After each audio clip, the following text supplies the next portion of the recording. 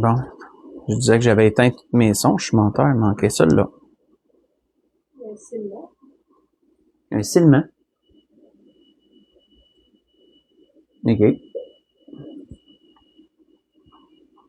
Je sais pas si ça serait le ventilateur. Il est-tu gros, le silement? OK. Bon. Donc, bonsoir à tous. J'espère que vous allez bien. J'espère que vous avez passé une belle semaine jusqu'à présent, que vous avez bien profité de la température.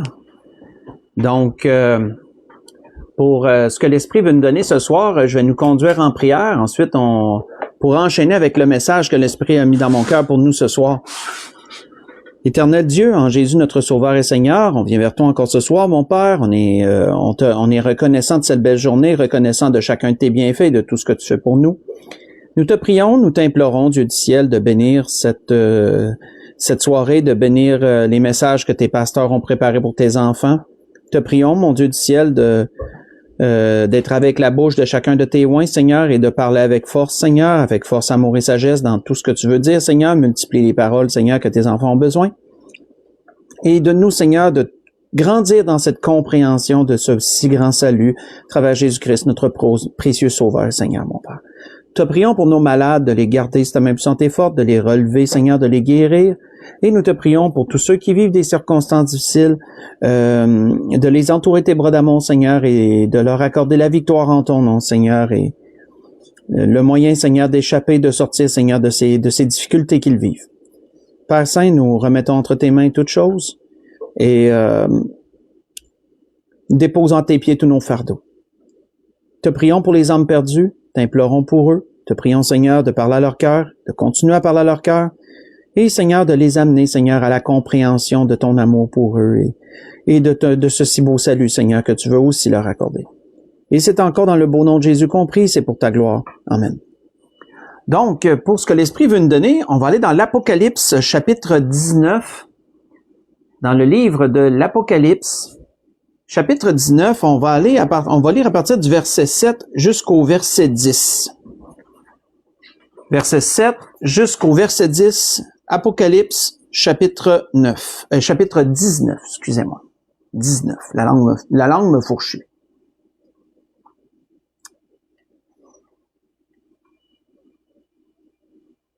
Donc, dans l'Apocalypse, chapitre 19, débutons au verset 7, il est dit « Réjouissons-nous, soyons dans l'allégresse et donnons-lui gloire, car les noces de l'agneau sont venues, son épouse s'est préparée.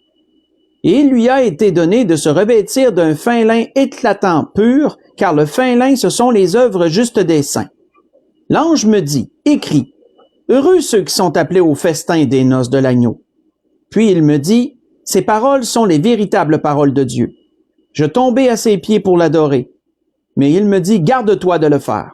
Je suis ton compagnon de service et celui de tes frères qui ont le témoignage de Jésus.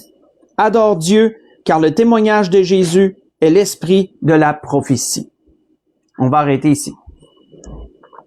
Donc, on voit ici grande révélation que Jean a reçue et des grandes choses qu'il a vues aussi. Et on voit que ces choses ont été tellement marquantes et frappantes que Jean est tombé à genoux devant l'ange pour l'adorer. Mais on voit que même les anges ne se laissaient pas adorer. C'était pas la première fois qu'un ange disait à un homme, « Non, ne t'agenouille pas devant moi. Je ne suis qu'un serviteur. » Les anges sont des esprits au service de Dieu, comme il est dit dans l'auteur aux Hébreux, chapitre 1 ou 2. C'est dans le début du livre aux Hébreux, de l'Épître aux Hébreux, que c'est mentionné que les anges sont des esprits au service de Dieu. Ils ne sont pas à adorer. Et on voit ici que l'ange dit à Jean, « Non, ne m'adore pas, relève-toi. Adore Dieu seul. Il y en a un seul que tu adores, c'est Dieu. » Et c'est le même mot d'ordre pour chacun d'entre nous encore aujourd'hui. Et on voit ici ensuite que l'ange parle de quelque chose de très particulier, parle des paroles qui ont été mentionnées, il dit que ce sont les véritables paroles de Dieu, et ensuite il enchaîne sur le témoignage de Jésus. Et l'Esprit m'a arrêté sur ça, l'Esprit m'a interpellé sur ça. Le témoignage de Jésus. Qu'est-ce qu'un témoignage? Quand on regarde selon le dictionnaire, un témoignage, c'est un rapport d'un ou de plusieurs personnes, qui sont généralement des témoins, sur un fait, soit de vive voix ou soit par écrit. Donc, si un regroupement de personnes, une personne ou un regroupement de personnes voit et entendent des choses. Ils sont les témoins oculaires, comme on dirait, d'une chose en question, et qu'ils le rapportent, soit qu'ils le rapportent de vive voix, soit qu'ils le rapportent par des écrits. Ce sont des témoignages. Ce sont des témoignages qui sont rendus. Donc, il nous est parlé ici du témoignage de Jésus. Donc, le témoignage de Jésus, il est très important. Et on va voir encore plus loin. On voit que l'ange termine en disant que le témoignage de Jésus est l'esprit de la prophétie. On a vu c'était quoi un témoignage. Le témoignage de Jésus, le témoignage de Jésus est l'esprit de la prophétie. Encore là, qu'est-ce qu'on veut dire par là? Encore là, c'est important de comprendre ce point. Cette expression d'être l'esprit de la prophétie veut dire que c'est le cœur de la prophétie. Le témoignage de Jésus est le cœur de la prophétie. C'est la raison ou le but fondamental de la prophétie. C'est ce qui donne un sens à la prophétie.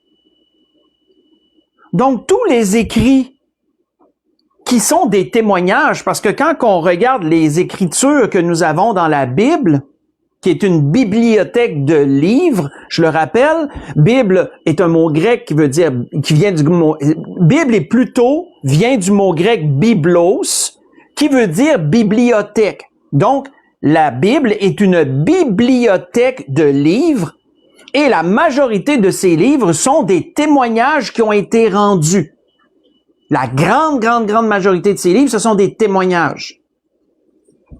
On voit que tous ces témoignages, tous ces écrits, on converge vers un point, c'est le témoignage de Jésus. Ils convergent vers un point,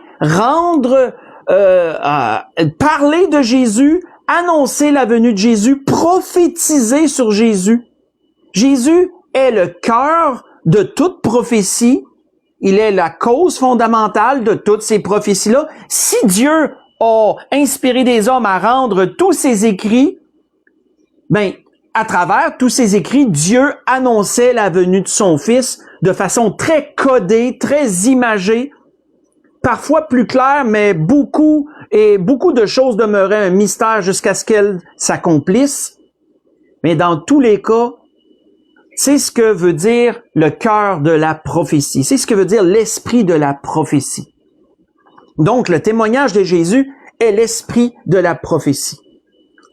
Et dans cette optique, on voit que même Jésus en avait parlé aux gens de son temps, car on voit qu'à un moment donné, Jésus a fait un reproche aux Juifs en leur disant qu'ils sondaient les Écritures pour trouver la vie. Et Jésus leur disait, c'est moi, les Écritures rendent témoignage de moi, et vous ne voulez pas venir à moi pour avoir la vie. Voyez cela dans Jean chapitre 5, versets 39 et 40. Je vous ai cité le verset de mémoire, là. Mais je pense que ma citation est pas mal correcte. Donc Jésus leur disait, vous étudiez, vous pensez qu'à force d'étudier, qu'à force de méditer, qu'à force de sonder les Écritures, vous allez découvrir la vie éternelle à travers les écrits de la Torah, à travers les écrits des prophètes, tous ces témoignages qui ont été rendus. Vous croyez trouver la vie à travers cela, et vous croyez que plus que vous allez étudier, plus que vous allez passer du temps, vous allez trouver à un moment donné la vie éternelle. Mais Jésus dit pourtant, tous ces écrits-là, ils convergent vers moi, et je suis là, et vous ne voulez pas venir à moi pour avoir la vie.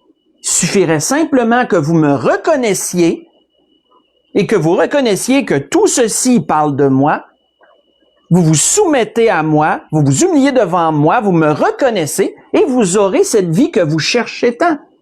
C'est un peu pas mal ça que Jésus leur disait. Pourquoi? Parce que comme l'ange le dit, Jésus est la raison d'être de toutes choses, frères et sœurs. Il est la raison d'être de toutes choses. Toutes choses ont commencé par Jésus et toutes choses sont faites par Jésus. Ça j'en ai parlé dans un message, je dirais pas que c'est récemment, là, ça fait quelques temps, Mais j'en ai parlé de ces choses. Et l'apôtre Paul en parlait aux Colossiens également de ces choses. En Colossiens 1, vous retrouvez cela. Alentour du verset 15, si vous voulez aller lire, je crois. De mémoire, il me semble, c'est ça. Alentour du verset 15, vous allez trouver ces choses-là. On voit que Jésus est le centre du témoignage. Tout repose sur lui. Tout dépend de lui.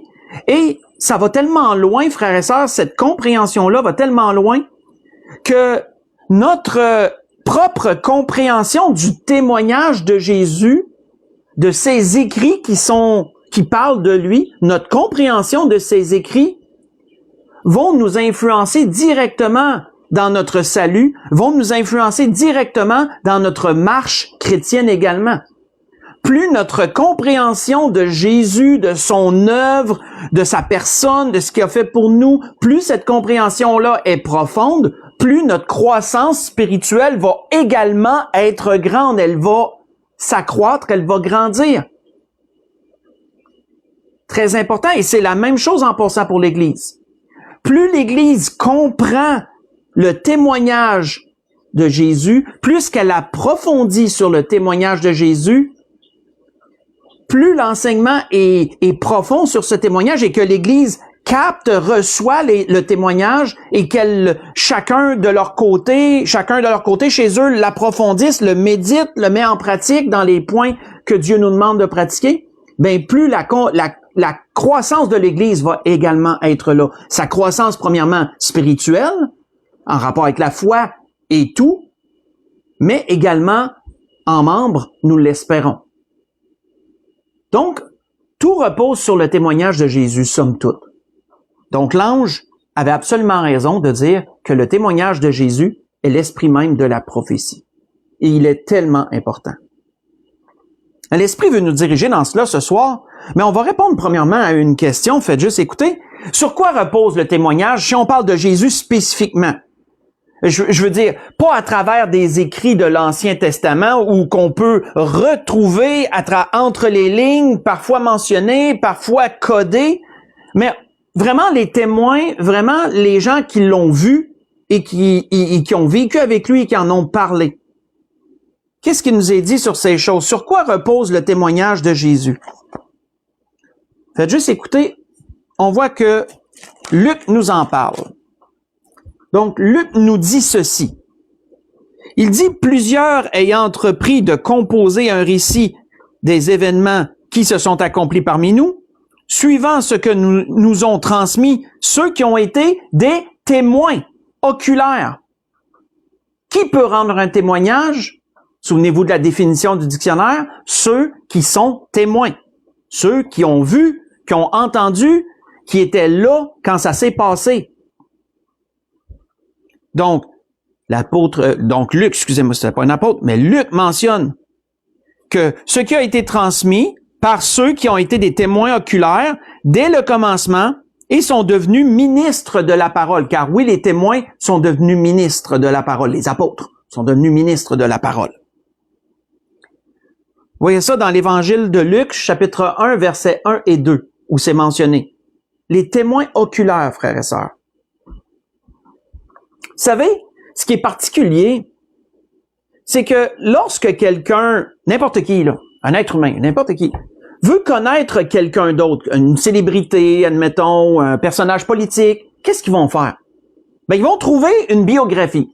Ils vont chercher une biographie de cette personne et ils vont lire la biographie et ils vont mettre leur confiance dans l'auteur parce qu'ils vont se dire que si cette personne-là parle de cette personne-là, ben c'est parce que elle a été un témoin oculaire. Soit qu'elle a reçu directement ses paroles, elle a fait les recherches, elle l'a vu marcher, elle l'a vu parler, l'a entendu parler, elle l'a vu agir, etc.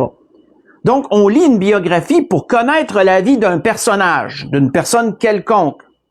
Et on va généralement se fier à l'exactitude des choses qui sont dans la biographie. Je crois que vous en conviendrez. On va pas lire une biographie puis se dire, ben moi je crois pas ce qui est là-dedans. Non, généralement une biographie, on va s'y fier. Ben les 4 évangiles, ce sont 4 biographies. Faut vraiment les prendre comme ça, frères et sœurs. Les évangiles sont des biographies. Des biographies écrites par des gens qui ont été des témoins oculaires. Pour la plupart. Autrement dit, Matthieu et Jean. Ça, c'est des témoins oculaires.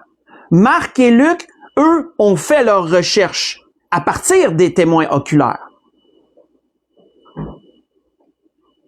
Mais ces 4 évangiles sont 4 biographies. 4 biographies qui avaient un public très précis et qui avaient une idée très précise derrière chacune, dans le but de rendre témoignage de Jésus, dans le but de faire connaître ce témoignage qui est l'esprit même de la prophétie.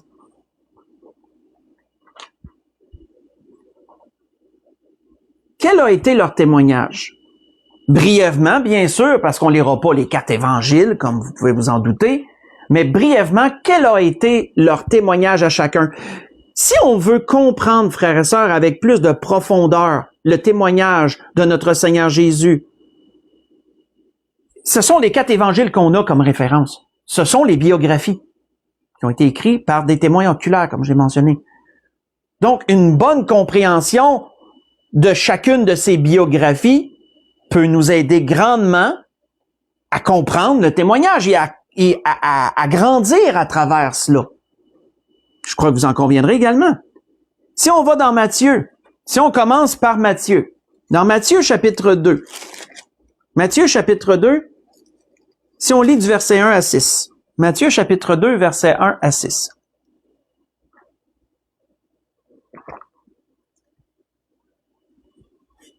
Donc, l'Esprit, ce soir, nous parle de témoignage, du témoignage de Jésus et de cette idée que ce témoignage est l'esprit de la prophétie, c'est son cœur, c'est son sens, c'est sa raison d'être des Écrits. Comme Jésus l'avait fait remarquer lui-même aux Juifs. Dans l'Évangile selon Matthieu, chapitre 2, si on lit ce qui nous est dit de ce témoin oculaire qu'a été Matthieu, il nous est dit que Jésus étant né à Bethléem, en Judée, au temps du roi Hérode, voici des mages d'Orient arrivèrent à Jérusalem et dirent « Où est le roi des Juifs qui vient de naître? Car nous avons vu son étoile en Orient et nous sommes venus pour l'adorer. » Le roi Hérode, ayant appris cela, fut troublé et tout Jérusalem avec lui. Il assembla tous les principaux sacrificateurs et les scribes du peuple et il s'informa auprès d'eux du lieu où le Christ devait naître. Ils lui dirent, à Bethléem en Judée, car voici ce qui a été écrit par le prophète. Et toi, Bethléem, terre de Juda, tu n'es certes pas la moindre d'entre les principales villes de Juda, car de toi sortira un chef qui paîtra Israël, mon peuple. On va arrêter ici. Donc, quand on regarde Matthieu, lui, c'était quoi son message? Qu'est-ce que Matthieu nous relate? Matthieu est le seul à nous relater la naissance de Jésus. Le seul à nous décrire ces événements concernant les mages et tout. Et Matthieu, dès le début de son épître, mentionne un point qu'il va réitérer, qu'il va ramener à travers tout son évangile, c'est que Jésus est le roi des Juifs. Ça, c'est un terme que Matthieu va ramener fréquemment à travers son évangile. Jésus est le roi des Juifs. Matthieu a dédié cet évangile, cette biographie qu'on pourrait appeler, aux Juifs. Matthieu voulait, qui était juif lui-même, voulait rendre témoignage aux Juifs à propos de Jésus. Il voulait que les Juifs comprennent que Jésus est le Messie qu'ils attendaient, le Christ, celui qui avait été annoncé dès les temps anciens dans les écrits de la Torah et des prophètes. Ce qu'ils cherchaient d'ailleurs à comprendre. Ce que les Juifs cherchaient à comprendre d'ailleurs. On voit que Matthieu est le seul à nous avoir donné une généalogie en partant d'Abraham jusqu'à Jésus, parce que les Juifs mettaient beaucoup d'emphase sur les généalogies et les choses, puisqu'il avait été annoncé que le Messie serait de la lignée de Juda, mais si vous remontez l'arbre généalogique, viendrait d'Abraham en bout de ligne. Donc, Matthieu est le seul qui nous amène une généalogie qui part d'Abraham jusqu'à Jésus, jusqu'à Joseph, jusqu'à Marie et Joseph, mais surtout Joseph, pour démontrer que Jésus vient de la lignée d'Abraham, on pourrait dire. C'est ce qu'il voulait, entre autres choses, rendre témoignage. Pour amener une légitimité, il me semble légitime, oui, légitimité de Jésus, dans ce sens. On voit que Matthieu est un témoin oculaire. Matthieu était ce publicain que Jésus est allé chercher, auquel Jésus s'est adressé et que Jésus a appelé à lui. Et Matthieu a répondu à l'appel de Jésus. Il est devenu d'ores et déjà, à partir de ce moment-là, le témoin oculaire. Et il a suivi Jésus dans tout son ministère. Et même après, il est devenu un ministre qui a annoncé l'Évangile. On voit que Matthieu, le cœur un peu de son témoignage, qu'est-ce qu'il avait en vue, Matthieu? Faites juste écouter. Facile, je vais vous le mentionner. On voit Matthieu dit, dans ses paroles de Jésus, là, je veux dire, qui nous cite, Jésus a dit, « Ne croyez pas que je suis venu pour abolir la loi ou les prophètes. Je suis venu non pour abolir, mais pour accomplir. Car je vous le dis en vérité, tant que le ciel et la terre ne passeront point, il ne disparaîtra pas de la lettre un seul iota ou un seul trait de lettre jusqu'à ce que tout soit arrivé. » Vous voyez ça dans Matthieu chapitre 5, versets 17 et 18.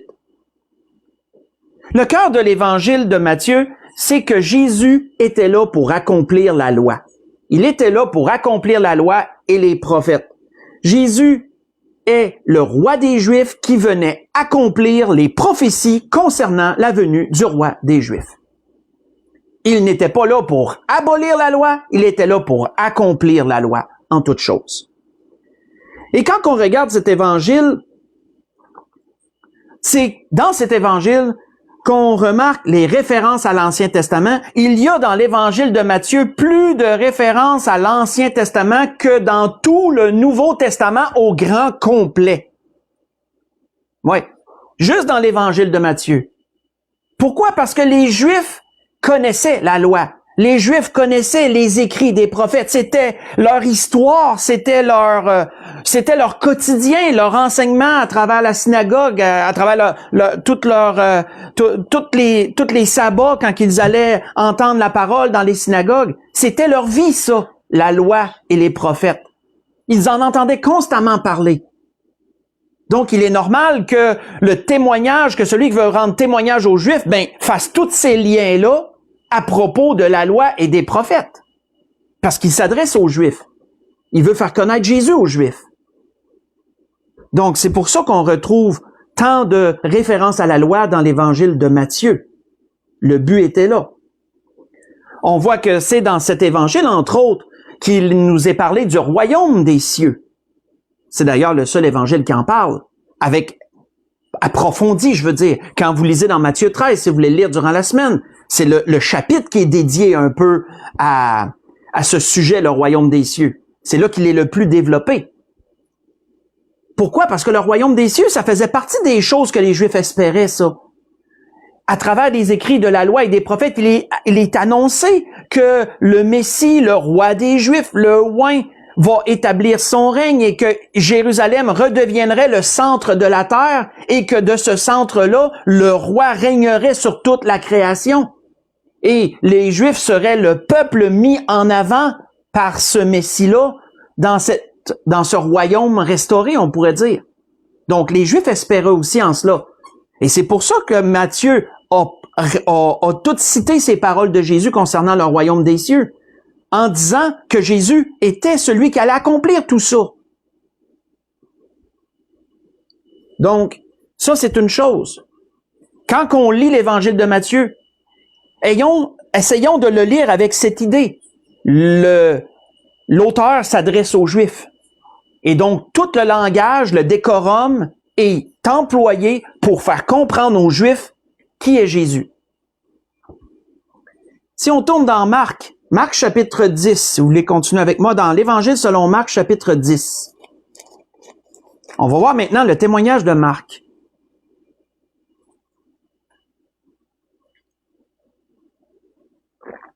Marc chapitre 10.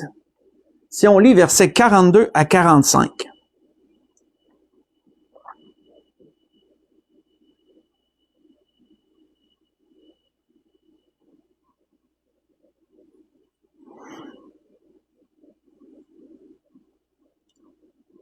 Marc chapitre 10, versets 42 à 45. Jésus les appela et leur dit, « Vous savez que ceux qu'on regarde comme les chefs des nations les tyrannisent et que les grands les dominent. Il n'en est pas de même, il n'en est pas de même au milieu de vous. Mais quiconque veut être grand parmi vous, qu'il soit votre serviteur. Et quiconque veut être le premier parmi vous, qu'il soit l'esclave de tous. Car le Fils de l'homme est venu non pour être servi, mais pour servir et donner sa vie comme la rançon de beaucoup. » On va arrêter ici.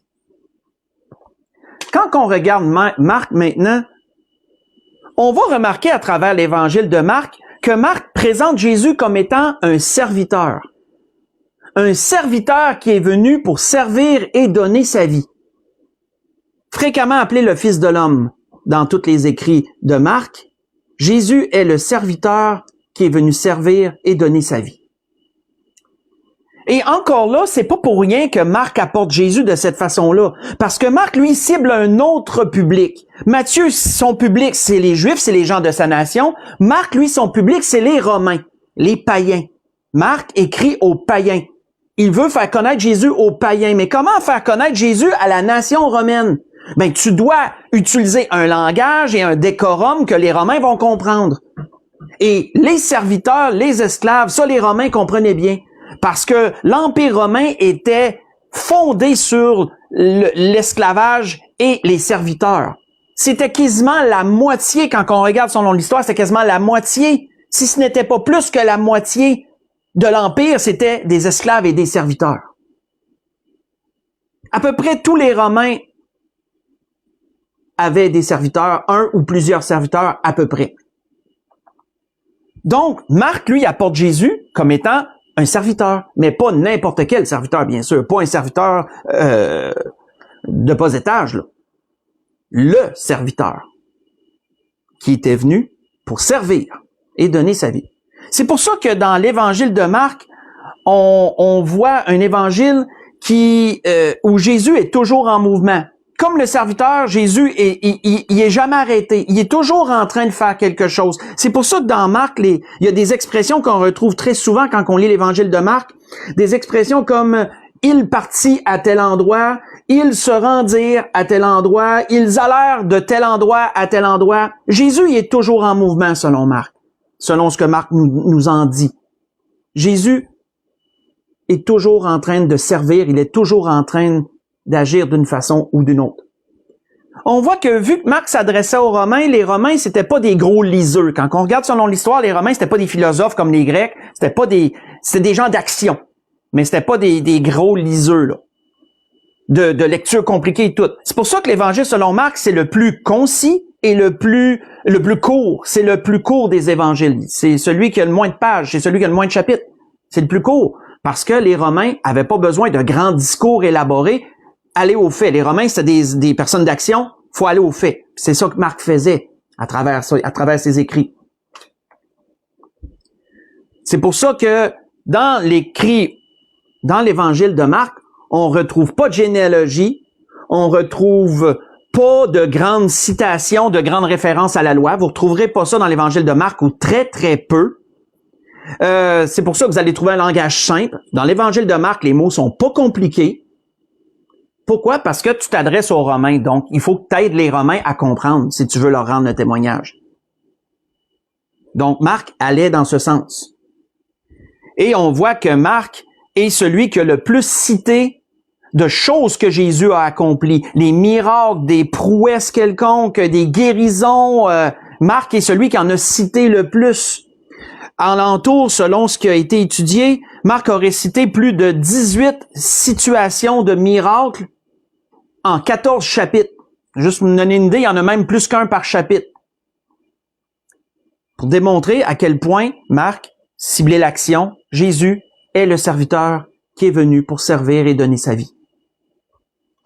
Donc, quand on lit l'évangile de Marc et qu'on a cette compréhension en tête, on peut plus facilement comprendre pourquoi Marc a écrit comme il a écrit ces choses. On voit, entre autres choses, ce qui est particulier, quand on compare l'évangile de Matthieu et l'évangile de Marc, les deux qui suivent, il y a un grand contraste entre les deux. Je ne sais pas si vous l'avez déjà remarqué.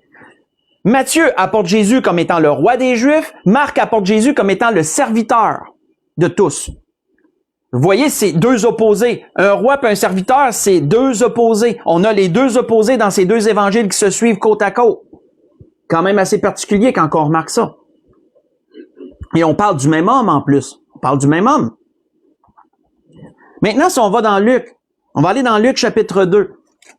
Luc chapitre 2.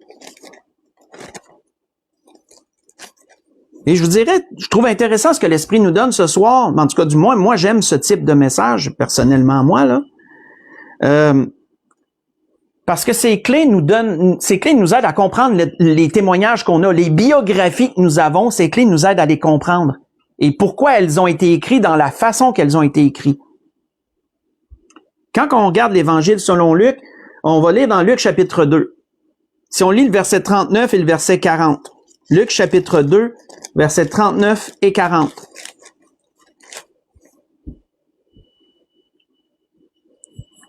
On voit qu'il nous est dit,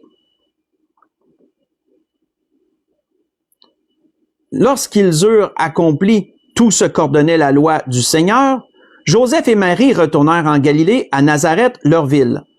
Or, l'enfant, on parle de Jésus ici bien sûr, croissait et se fortifiait. Il était rempli de sagesse et la grâce de Dieu était sur lui. Si on saute au verset 52 du même chapitre, on voit qu'après l'épisode de Jérusalem, où qu'ils sont allés à la Pâque et tout, là, je veux pas trop élaborer sur cela, on voit qu'il nous est dit, Jésus croissait en sagesse, en stature et en grâce devant Dieu et devant les hommes. On voit que si Luc met tant d'emphase sur la sagesse de Jésus, sur la perfection de sa personne, ben c'est parce que Luc, lui, s'adressait aux Grecs. Luc, lui, voulait présenter Jésus aux Grecs. Il voulait rendre le témoignage aux Grecs de Jésus, les aider à comprendre qui est Jésus. Et donc, pour les Grecs, mais il fallait que tu aies un langage que les Grecs allaient comprendre. Et un décorum encore là qu'ils allaient pouvoir assimiler facilement. On voit que Jésus, dans l'évangile de Luc, est présenté comme un homme parfait. C'est un homme parfait en toutes choses. Il a parfaitement vécu, il a parfaitement accompli son ministère pendant qu'il était ici-bas. Il était rempli de sagesse, rempli d'intelligence, des choses, des qualités que les Grecs aimaient beaucoup. Parce que les Grecs étaient friands de ces choses. Ils couraient, ils aspiraient à ces choses-là. Jésus les avait toutes, selon Luc. Jésus les avait toutes. On voit que l'évangile de Luc est l'évangile le plus long. C'est l'évangile le plus complexe et le plus long des 4 biographies que nous avons. C'est l'évangile où Luc apporte aussi une généalogie, mais la généalogie que Luc apporte relie Jésus directement à Dieu. Pas comme Matthieu qui est parti d'Abraham jusqu'à Jésus. Luc, lui, part de Jésus jusqu'à Dieu. Jusqu'à Adam et Ève, mais jusqu'à Dieu en bout de ligne. Si vous lisez la généalogie, vous pourrez la lire durant la semaine si vous êtes curieux dans ces choses. Mais on voit que Luc, lui, dans son évangile, c'est beaucoup de détails, c'est rempli de paraboles. Luc est celui qui en amène le plus. C'est rempli de paraboles diverses, où à travers celles-ci, on peut toujours voir la sagesse, l'intelligence que Jésus a et la perfection de sa personne, de sa vie, de ses paroles, de toute sa personne, en fait. On voit que Luc est celui qui donne le plus de détails sur les choses. Parce que les Grecs avaient besoin de ces éléments-là. Ça les intéressait de comprendre les détails, et surtout qu'ils recherchaient les gens qui avaient de l'intelligence, qui démontraient beaucoup de sagesse. Les Grecs voulaient ça. C'est d'ailleurs dans la culture grecque qu'on a eu le plus de philosophes, hein? Socrate, Platon, Aristote, etc. Là. Je les nommerai pas tous, je les connais pas tous. Mais c'est de cette nation qui est sorti les philosophes que même encore aujourd'hui on étudie à l'école, dans certains cours. On voit que quand on regarde l'évangile de Luc, Luc lui met de l'emphase sur une chose dans son évangile. Et ça, on l'a sûrement remarqué. Je vais juste vous lire une chose. Faites juste écouter. Dans une situation à propos de Zachée, on voit qu'il nous est dit ceci. Donc, Jésus va dîner chez Zachée, qui est un publicain.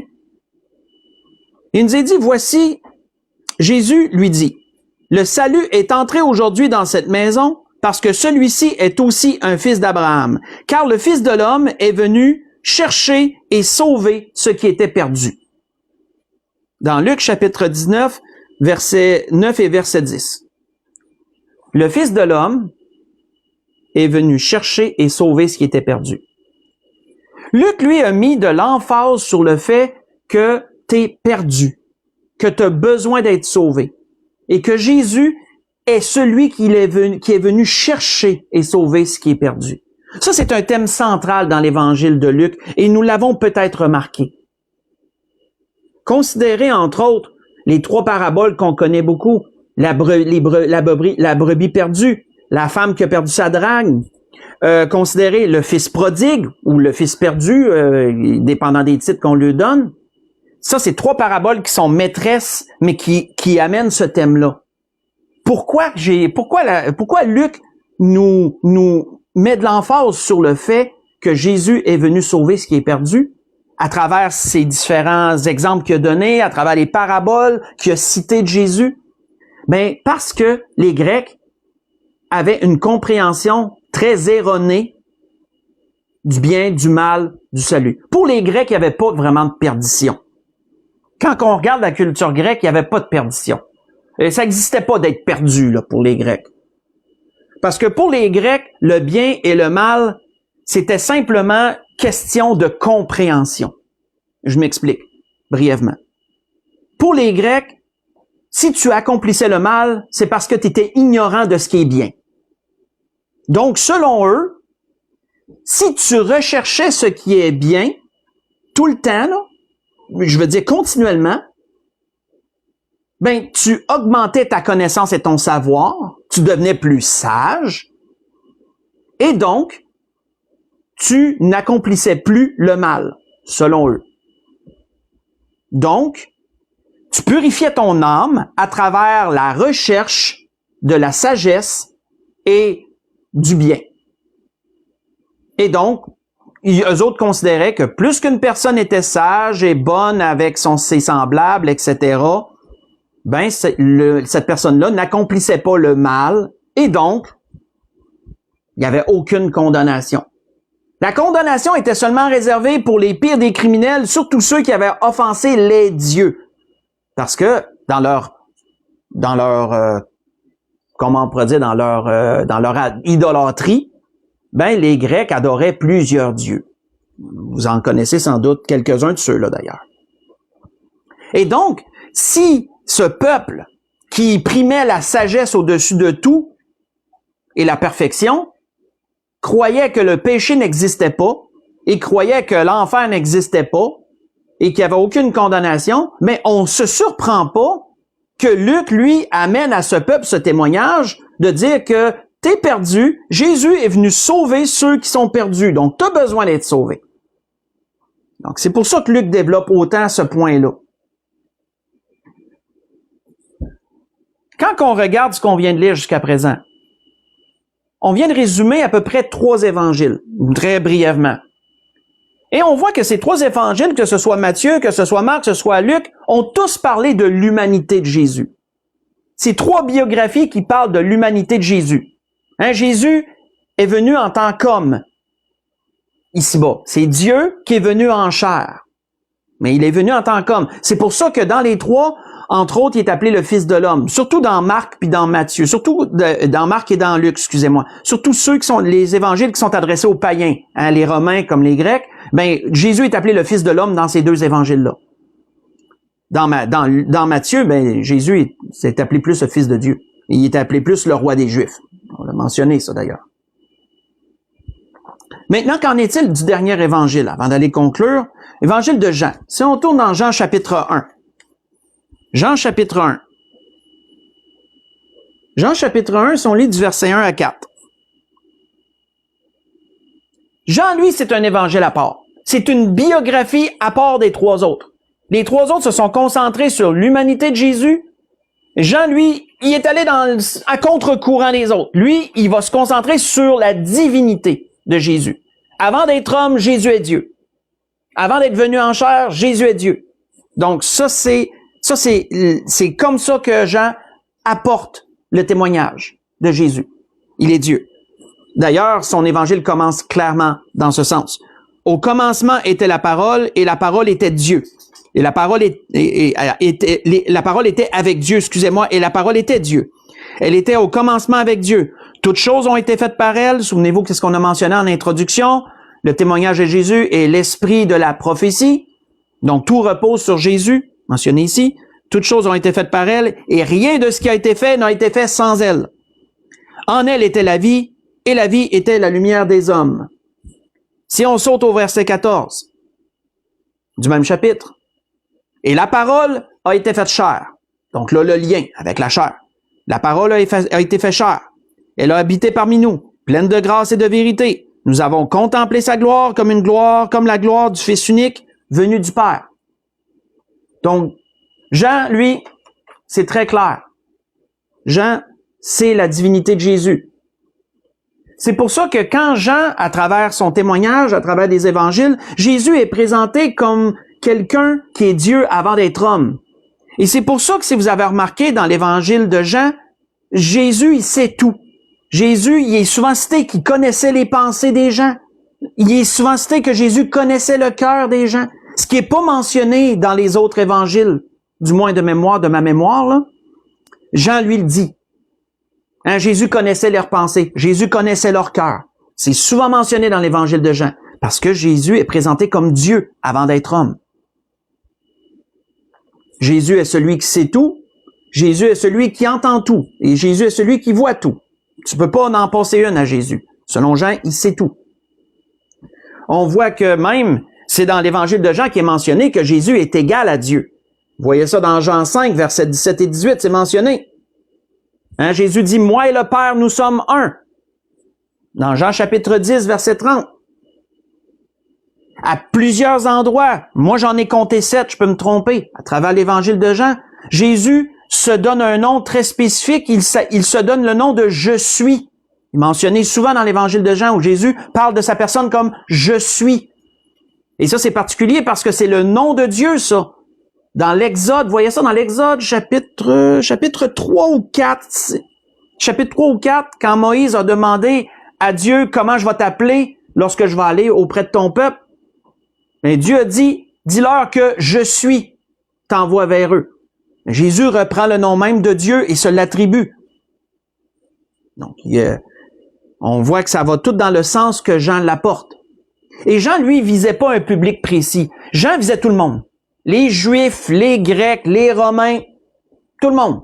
Jean visait pas un peuple en particulier. C'est pour ça que ça en fait un évangile, c'est une biographie qui est spéciale et à part des autres. Quoique les autres, ils sont toutes bonnes, là. On s'entend bien. Et quand on regarde l'évangile de Jean, c'est quoi un peu le cœur de son évangile? Ben, faites juste écouter. Toujours.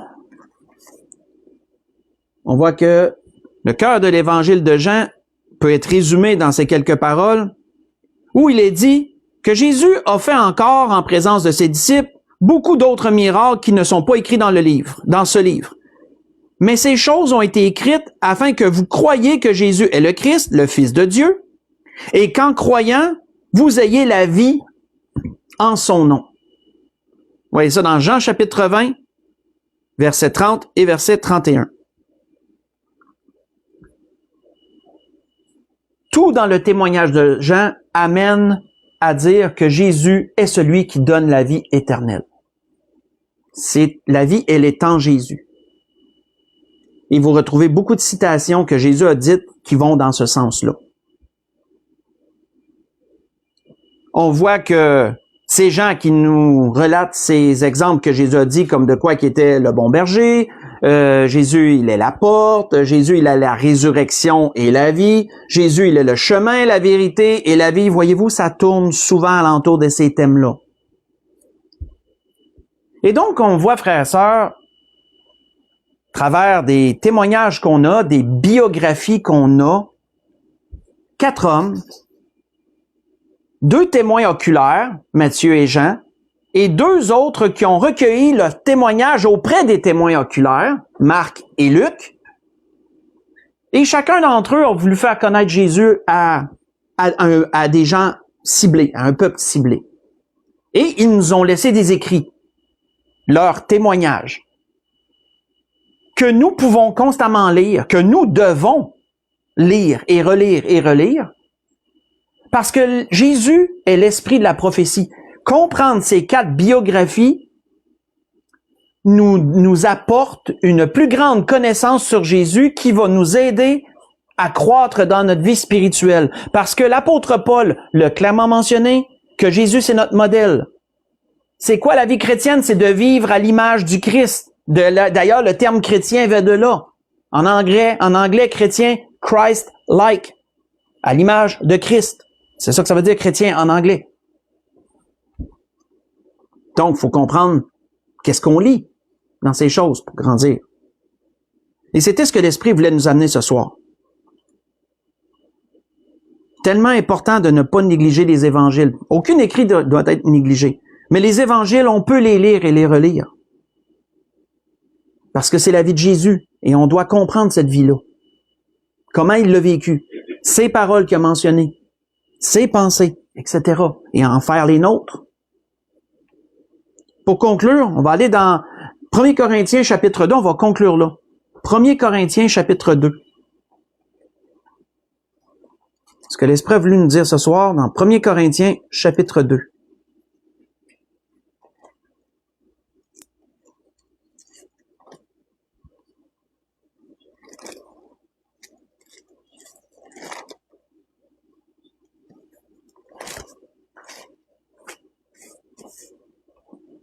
« 1 Corinthiens, chapitre 2, on va lire du verset 1 à 5. C'est l'apôtre Paul qui s'adresse à l'église de Corinthe. Et il leur fait cette remarque. 1 Corinthiens, chapitre 2, verset 1 à 5. Il leur dit, « Pour moi, frères, lorsque je suis allé chez vous, ce n'est pas avec une supériorité de langage ou de sagesse que je suis allé vous annoncer le témoignage de Dieu. Car je n'ai pas eu la pensée de savoir parmi vous autre chose que Jésus-Christ et Jésus-Christ crucifié. » C'est l'esprit de la prophétie, souvenez-vous. Donc, c'était ça qu'il devait savoir. C'était le départ, c'est ça qu'il devait savoir premièrement. « Moi-même, j'étais auprès de vous dans un état de faiblesse, de crainte et de grand tremblement. Ma parole et ma prédication ne reposaient pas sur des discours persuasifs de la sagesse, mais sur une démonstration d'esprit et de puissance, afin que votre foi soit fondée, non sur la sagesse des hommes, mais sur la puissance de Dieu. » On va arrêter ici. Donc, le témoignage de Paul reposait sur quoi? Reposait sur la connaissance de Jésus. L'apôtre Paul avait dû lui-même faire ce cheminement de comprendre qui est Jésus, comment il pense, comment il agit, et de calquer sa vie à la sienne. Et c'est pourquoi que l'apôtre Paul a pu nous rendre des écrits si riches en instructions concernant Jésus, parce qu'il a bien compris le principe et il l'a bien appliqué, on pourrait dire. On voit que c'est ce qui donnait d'ailleurs aussi beaucoup de puissance à son témoignage. C'est sa compréhension. Et il va en être ainsi de nous, frères et sœurs. Est-ce qu'on veut grandir dans le Seigneur? Est-ce qu'on veut croître? J'espère que oui. J'espère qu'il y a personne qui se dit, « Oh non, moi, j'en sais assez, pas besoin d'en savoir plus, j'ai pas besoin de grandir, moi. » Non, je pense pas qu'aucun chrétien qui est connaissant du besoin de se préparer au retour du Seigneur puisse dire ça. Mais si on désire grandir, ben on doit connaître Jésus. Encore plus, encore plus, encore plus. Parce qu'à travers la connaissance de sa personne, c'est là qu'on va grandir. C'est pas en connaissant les autres écrits par cœur de la Bible qu'on va grandir. Je dis pas qu'il faut pas les lire. Bien sûr, il faut les lire. Bien sûr qu'il faut les comprendre. Mais Les évangiles, c'est la base. Les évangiles, c'est la base. Et c'est la nécessité. Et tout le reste vient par-dessus.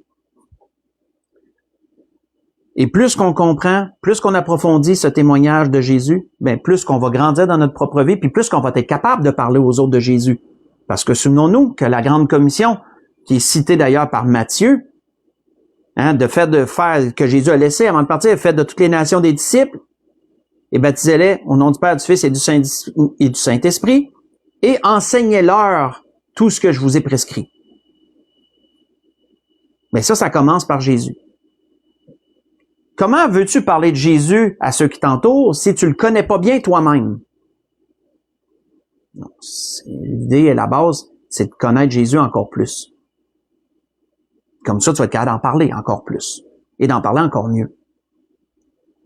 Parce qu'on a vu 4 hommes ici qui en ont parlé. Ils ont tous parlé du même homme, mais tous d'une façon différente. On ne peut pas dire qu'un a contredit l'autre. Ils se sont tous complétés. Et donc, c'était dans cette pensée que l'Esprit voulait nous diriger ce soir. Donc, je voudrais vous souhaiter à tous et à toutes une belle soirée, un bon restant de semaine. On peut méditer sur ces paroles que l'Esprit nous a données. Et on va se voir, quand l'Église de l'Espérance, on va se voir comme à l'habitude dimanche prochain. Mais, oui, c'est ça. On va se voir dimanche prochain. Donc, soyez bénis. Bonne fin de soirée.